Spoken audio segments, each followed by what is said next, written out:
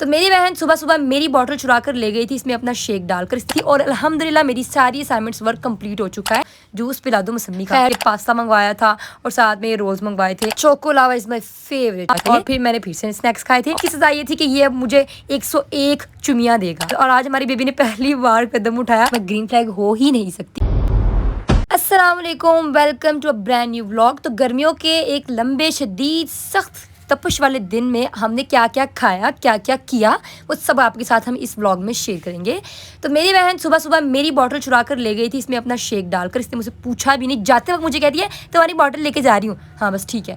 उसके बाद मैंने ढेर सारी असाइनमेंट्स बनाई थी और अल्हम्दुलिल्लाह मेरी सारी असाइनमेंट्स वर्क कंप्लीट हो चुका है।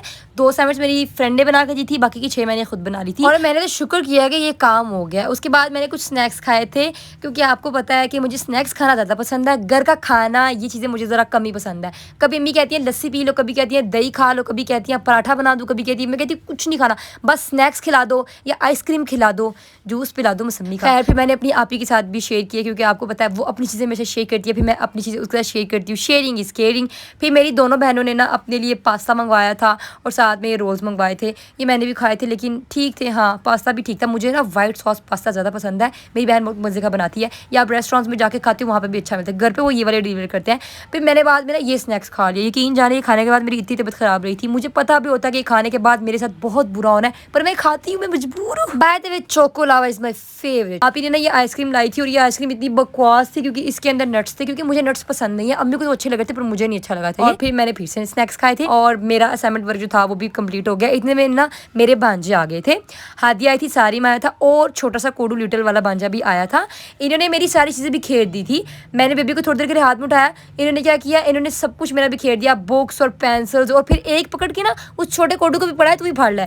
मतलब फिर मैंने इनको सज़ा दी। सज़ा ये थी कि तुम दोनों मिल के मेरी सारी चीज़ें वापस से समेटोगे, सारा कुछ ज्योमेट्री के अंदर वापस रखो, मेरी बुक्स भी सारी समेटो। बस इस कोडू को मैंने छोड़ दिया था, इसको मैंने सज़ा नहीं दी। इसकी सज़ा ये थी कि ये अब मुझे 101 चुमियाँ देगा।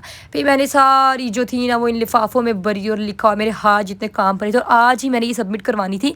मुझे अंदाज़ा नहीं था कि इतना काम होगा। आप ही ने मुझे बताया ही नहीं था कि वो इसके ऊपर जो पेजेस थे उन पर भी इतना काम करते। और आज हमारी बेबी ने पहली बार कदम उठाया, वो माइकल जैक्सन की तरह बैकवर्ड। फिर आप ही ने ना मैक्रोनी बनाई थी, कीमे की मैक्रोनी थी। हमारे घर पे वेजिटेबल्स नहीं थी तो इसने पता क्या किया, कीमे की मैक्रोनी बनाई थी और इसके ऊपर चीज़ ऐड करके, केचप ऐड करके खाई थी। उस टाइम तो मैंने खा ली, बाद में मेरा दिल ख़राब हो रहा था क्योंकि इसमें कीमा था ना इसलिए, लेकिन थी वैसे मज़े की।